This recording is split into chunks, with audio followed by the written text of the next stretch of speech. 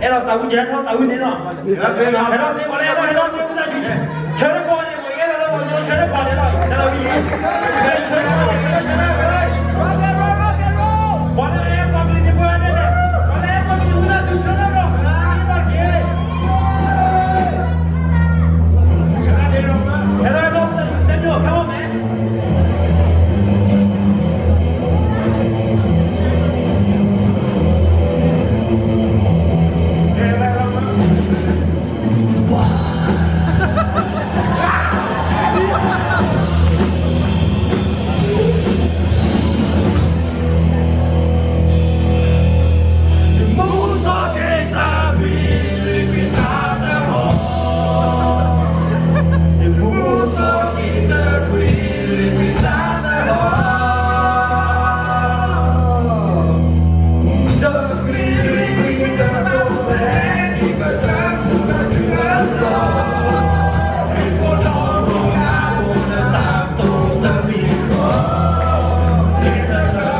Sorry.